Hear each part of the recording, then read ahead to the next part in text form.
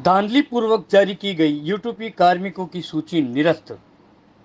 नरसेज संगठन ने सांसद, कलेक्टर और सीएमएचओ को निरस्त करने के लिए की थी मांग। राजस्थान नरसेज संयुक्त संघर्ष समिति के द्वारा सोमवार को जिला कलेक्टर नागौर को धांधली पूर्वक जारी की गई सूची को निरस्त करने हेतु ज्ञापन दिया। कलेक्टर महोदय ने सीएमएचओ को निर्देश देकर हाथों हाथ आदेश जारी करवाकर उसे सूची को निरस्त कर दिया, जिससे जिले के कार्मिकों ने राहत की सांस ली। विदित रहे, दिनांक 1 सितंबर को सीएमएचओ कार्यालय के द्वारा यूटीपी पदों पर चयन हेतु प्रोविजनल सूची जारी की थी, जिसमें जिले के बाहर के अभ्यर्थियों एवं कम प्रतिशत के अभ्यर्थियों का सूची में नाम आ गया था। उसके पश्चात नर्सिंग संयुक्त संघर्ष समिति संगठन के जिला संरक्षक मुकेश रेवाड़, राजूराम चौधरी के नेतृत्व में नागौर सांसद हनुमान बेनीवाल एवं कलेक्टर को भी ये सूची रद्द करने हेतु ज्ञापन दिया था। रविवार को सांसद हनुमान बेनीवाल, डीडवाना विधायक चेतन डूडी, डेगाना विधायक विजयपाल मिर्दा, परबतसर विधायक रामनिवास गावड़िया ने मुख्यमंत्री, चिकित्सा मंत्री व हैसियत मेडिकल को पत्र लिखकर फर्जीवाड़े से जारी हुई सूची को निरस्त करने की मांग की एवं नागौर जिले के अभ्यर्थियों के साथ न्याय करने की गुहार की थी।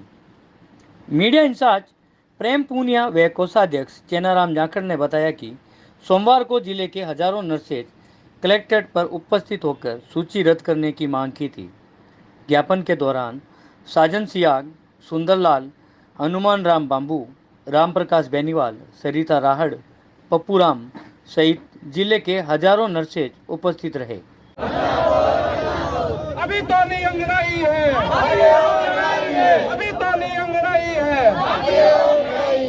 साथियों, अभी कुछ अधिकारी ये तर्क दे रहे हैं कि हमने बाहर के जिलों को इसलिए बुलाया कि हमारा सबसे मुख्य मुद्दा ये है कि नागौर सीएमएच ऑफिस से यूटीपी आधार पर भर्ती ANM, nursing staff, paramedical staff, इन सब की यूटीपी के आधार पर नागौर जिले की भर्ती निकाली गई थी, जिसके अंदर नियम पॉइंट नंबर 7 पे ये नियम था कि स्थानीय अभ्यर्थियों को वरीयता दी जाएगी सूची के अंदर, जबकि हमारे नागौर जिले के इस सूची में मुश्किल से 10% अभ्यर्थी नहीं है और सारे जितने भी अभ्यर्थी है वो राजस्थान से बाहर के हैं।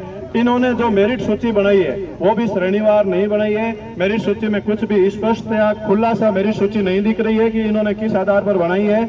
कुछ अभ्यर्थी हमारे ऐसे भी हैं जिनके 74% है, वो उनका सूची में नाम नहीं है और 72 वाला उसी कैटेगरी में उस बंदे का नाम है। तो हमारी इस तरह से तमाम ये मांगे रहेगी। प्रशासन से हमारी गुजारिश है कि कृपया इस मेरिट जो सूची आपने बनाई है उसको मेरिट सूची को निरस्त करवा के जो आपने 7 नंबर पॉइंट दिया है कि स्थानीय अभ्यर्थियों को इस सूची में वरीयता दी जाएगी और उसको उस पॉइंट को महत्वपूर्ण पॉइंट मानते हुए सूची इस पॉइंट के आधार पर वापस बनाई जाए और जितने भी आपने अनियमितता हुई है श्रेणी में, वर्गवार आरक्षण बनाने में, जो बंदे ज्यादा परसेंटेज वाले हैं वो रह गए हैं, कम परसेंटेज वालों का नंबर आ गया है, वो सारी जितनी भी इसमें अनियमितता है आप पुनः इस पे विचार करके हमारा आपसे निवेदन यही है कि इस वरीयता सूची को आप दूसरी बार मतलब जिले के नागौर जिले के अभ्यर्थियों को वरीयता देते हुए इस दूसरी बार सूची को बनाएं। अन्यथा नागौर जिले की पूरी संपूर्ण नर्सेज, जितना भी पैरामेडिकल स्टाफ, चाहे हमें किसी भी परिस्थिति से गुजरना पड़े, हम इस भर्ती को पूरा नहीं होने देंगे जब तक हमारे नागौर जिले के अभ्यर्थियों को, स्थानीय अभ्यर्थियों को इसमें शामिल नहीं किया जाएगा। हमारा संघर्ष लगातार जारी रहेगा। जय नरसेज, जय नरसेज।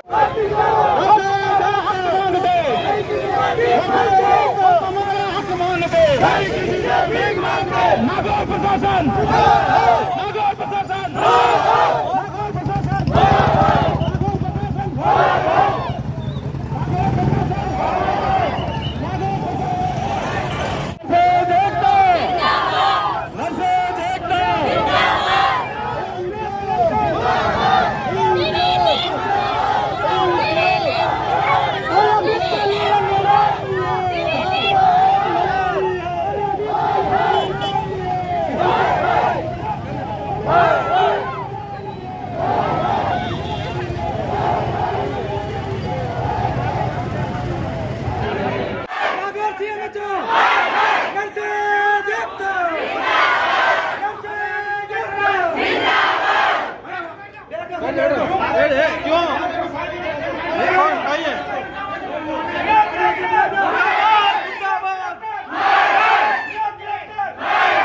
ये जो मामला है पूरा का पूरा जिला कलेक्टर की अध्यक्षता में सीएमएचओ ने किया है, इसलिए निस्तारण भी वहीं से होगा। एडीएम साहब से कोई मतलब नहीं है, ज्ञापन भी देने का कोई औचित्य नहीं है। अपने जो साथी बंधु हैं उन्होंने मैसेज कर दिया कलेक्टर साहब को, वो कोई केजीबीवी में गए हैं। तो साहब को मैं पहले क्या कहा था कि आपने डॉक्टरों में गड़बड़ की है, यदि इस समय दोबारा गड़बड़ की तो ठीक नहीं होगा। उन्होंने बताया कि उसमें इंटरव्यू था, लेकिन इसमें इंटरव्यू भी नहीं था और निश्चित था कि स्थानीय को वरीयता देनी थी। ये पूरी लिस्ट कैंसिल करा के उठेंगे, नहीं तो कलेक्टर साहब को नहीं जाने देंगे।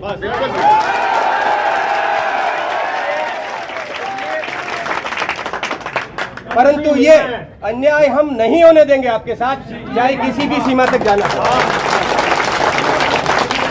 अपन सबको साथियों अनुशासित तरीके से रहना है। अपन सभी सभ्य समाज से लोग हैं और इनको ये भी दर्शाना कि ये सभी लोग हैं, अपना अनुशासन से आंदोलन कर रहे हैं और अपना जब तक अपनी मांगे नहीं मानी जाएगी तब तक यहाँ से अपन हटने वाले नहीं है। सबसे बड़ी बात ये है। नहीं, कलेक्टर साहब को नहीं जाने देंगे यहाँ से। आज जाएंगे नहीं, या तो पुलिस गिरफ्तार करेगी हमें या कलेक्टर साहब ये जाने नहीं देंगे। दो में से एक होगा।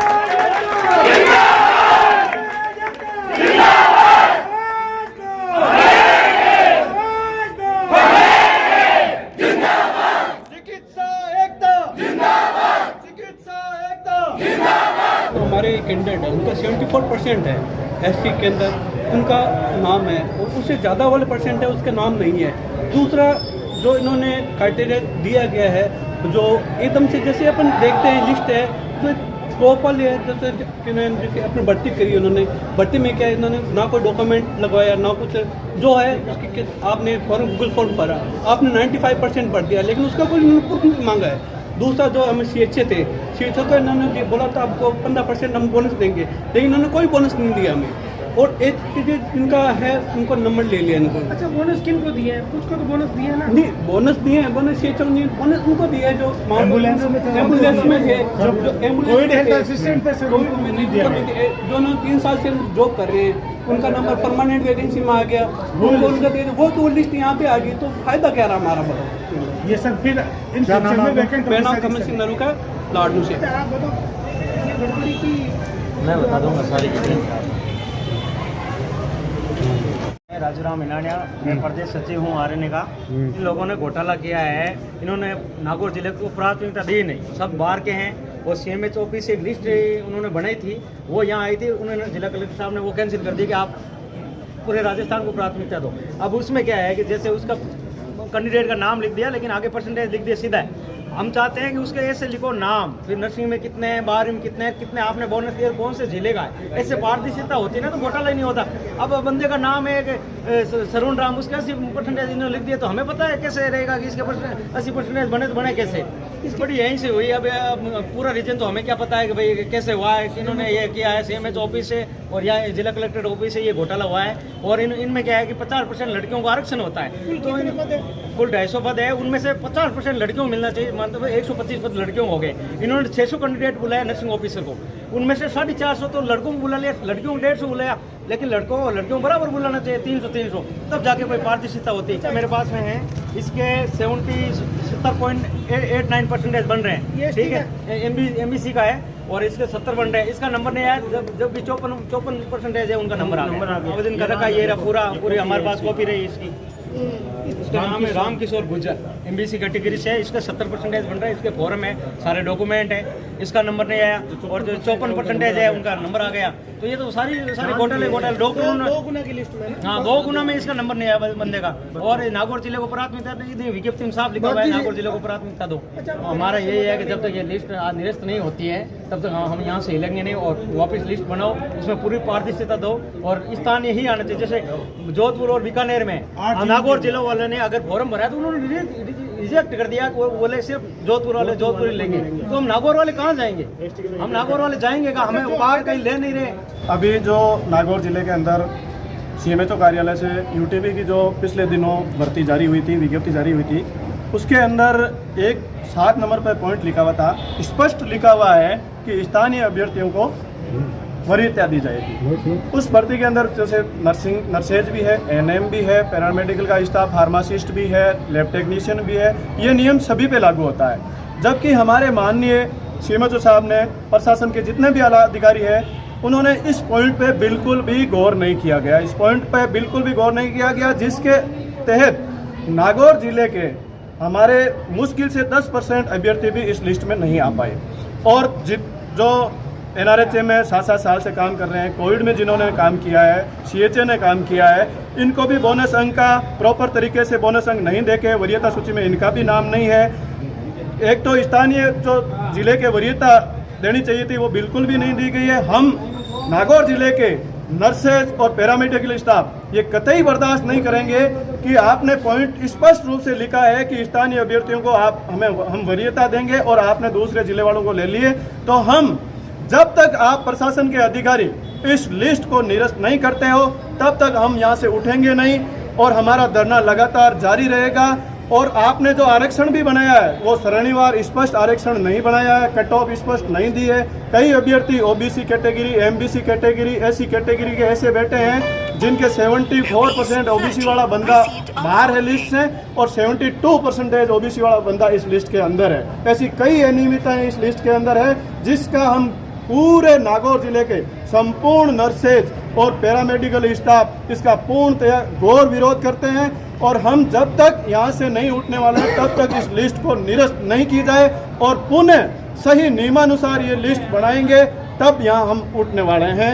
जय नर्सेज। लेके आए हो आप? हमारा यही मुद्दा है, पहले तो नागौर जिले को प्राथमिकता दे, फिर है ना 50% महिला का बोला है, उसमें से नहीं लिए। जो बोले मीना को ले रहे, मीना तो 7 है नागौर जिले में, उनका नहीं है। 70 कहाँ से आए? नागौर जिले में तो है ही नहीं। जो 7 है उनका तो एक का भी नहीं हुआ और वो 70 कहाँ से आए? जो डीवेस कोटा लिस्ट है उसको निरस्त करें। अब आगे क्या रणनीति रहेगी आपकी? आगे रणनीति अभी है ना कलेक्टर साहब को ज्ञापन देंगे, सीएमएचओ सर को देंगे, फिर हम घेराव करेंगे।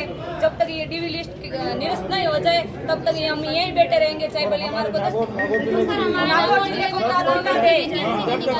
मेन मुद्दा यही है, नागौर जिले को प्राथमिकता दे। तो लिस्ट में क्या कमियां क्या रही हैं आपकी? लिस्ट में कमी हमारे अदर जिले को ले लिया, जबकि नागौर ऊपर नाम लिखा है नागौर जिला, फिर भी दूसरे जिलों को क्यों प्राथमिकता दी? जैसे कि 7 नंबर पॉइंट पे स्पष्ट रूप से लिख रखा है कि स्थानीय अभ्यर्थियों को वरीयता दी जाएगी। तो उस नियम की बिल्कुल भी पालना नहीं हुई है।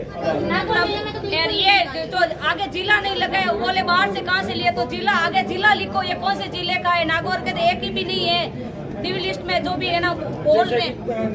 हाँ, जैसे अजमेर से लिस्ट आई वैसी लिस्ट नागौर की निकालो, नागौर जिले को प्राथमिकता दो, ये मुद्दा है मेन बस। बाकी हर जिला ने अपने जिले को प्राथमिकता, एक दिन बाहर विद्यार्थियों को भी नहीं लिया।